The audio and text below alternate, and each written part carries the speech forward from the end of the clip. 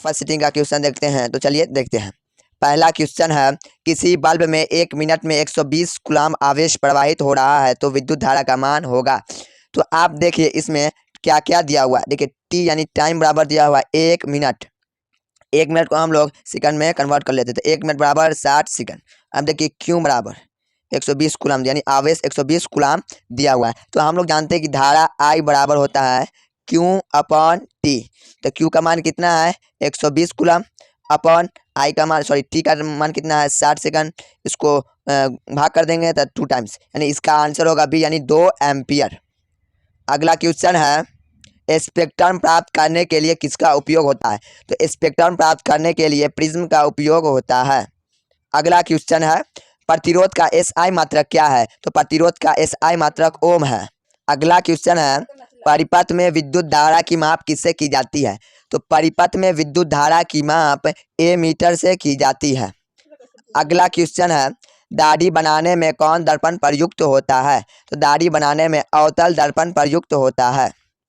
अगला क्वेश्चन है, किसी उपकरण में धन और ऋण का चिन्ह नहीं होता है। तो कुंडली में धन और ऋण का चिन्ह नहीं होता है। अगला सवाल है, सरल सूक्ष्मदर्शी में किसका उपयोग होता है। तो सरल सूक्ष्मदर्शी में उत्तल लेंस का उपयोग होता है। अगला क्वेश्चन है, नीला थोथा यानी तुतिया का रासायनिक सूत्र क्या है। तो नीला थोथा यानी तुतिया का रासायनिक सूत्र CuSO4 × 5H2O है। अगला सवाल है, निम्नलिखित में कौन लवण है। तो K2SO4 लवण है। अगला क्वेश्चन है, नाइट्रोजन के अणु में कितने सहसंयोजक बंधन होते हैं। तो नाइट्रोजन के अणु में 3 सहसंयोजक बंधन होते हैं। देखिए नाइट्रोजन है, इसके साथ ये 3 बॉन्ड बनाते हैं। ठीक। अगला सवाल है, संगमरमर का रासायनिक सूत्र क्या है। तो संगमरमर का रासायनिक सूत्र CaCO3 यानी कैल्शियम कार्बोनेट है। अगला सवाल है, वन संपदा एक उदाहरण है। इसका आंसर होगा लकड़ी। अगला सवाल है, चीनी का रासायनिक सूत्र क्या है। तो इसका आंसर होगा C12H22O11। अगला सवाल है, सोडियम कार्बोनेट के जलीय घोल में मिथाइल ऑरेंज का घोल मिलाने पर घोल का रंग परिवर्तित होकर कैसा हो जाता है। तो घोल का रंग परिवर्तित होकर पीला हो जाता है। अगला सवाल है, स्वपोषी पोषण के लिए आवश्यक है। तो स्वपोषी पोषण के लिए carbon dioxide, chlorophyll, Surya Prakash, ये तीनों आवश्यक है, इसलिए इसका आंसर होगा इनमें से सभी। अगला सवाल है, इंसुलिन की कमी से होता है। तो इंसुलिन की कमी से मधुमेह रोग होता है। अगला सवाल है, खुला परिसंचरण तंत्र किसमें पाया जाता है। तो खुला परिसंचरण तंत्र कॉकरोच में पाया जाता है।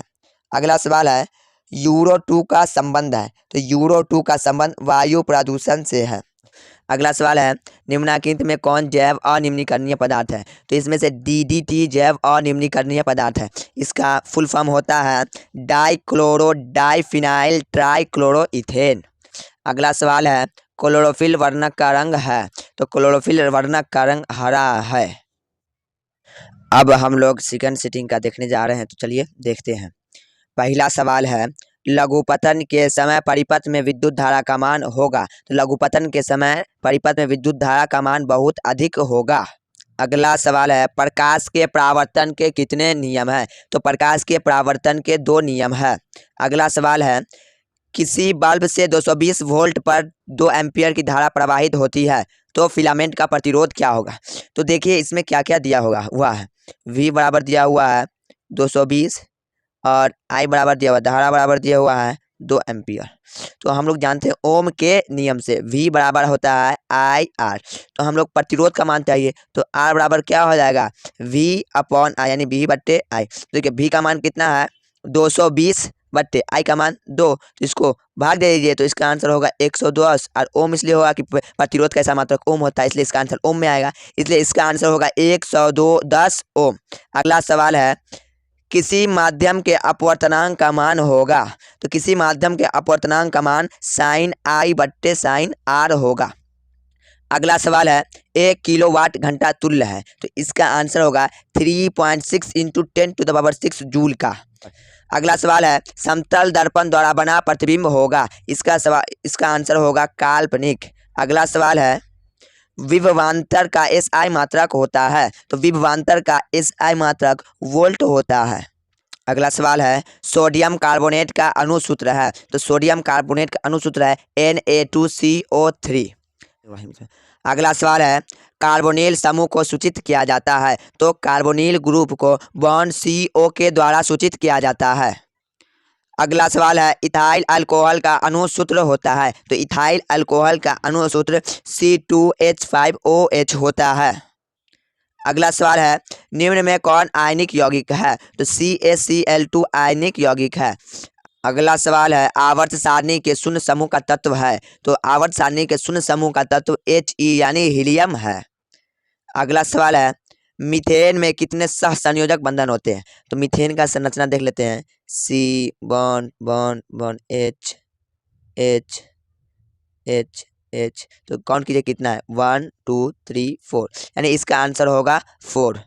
अगला सवाल है निम्न में से कौन अवकारक है, तो H2S अवकारक है। अगला सवाल है इथाइल अल्कोहल किस प्रकार के श्वसन में बनता है, इथाइल अल्कोहल अवायवीय श्वसन में बनता है। अगला सवाल किसमें अलैंगिक जनन मुकुलन द्वारा होता है, तो यीस्ट में अलैंगिक जनन मुकुलन द्वारा होता है। अगला सवाल ओजोन परत पाई जाती है, तो ओजोन परत स्ट्रेटोस्फेयर में पाई जाती है, और अगर स्ट्रेटोस्फेयर नहीं हो ऑप्शन में तो आपको समताप मंडल में लगाना है। ठीक, अगर आपको ऑप्शन में समताप मंडल, क्षोभ मंडल, आयन मंडल, बहिर्मंडल, तो आपको समताप मंडल में आंसर लगाना है, यानी टिक करना है। अगला सवाल है प्राक कोश में पाया जाता है, तो प्राक कोश में परागकण पाया जाता है। अगला सवाल है ग्वाइटर अथवा घेगा पनपता है, तो आयोडीन की कमी से ग्वाइटर अथवा घेगा पनपता है। अगला सवाल है द ओरिजिन ऑफ स्पीसीज नामक पुस्तक किसने लिखी, तो इसका आंसर होगा डार्विन ने लिखी।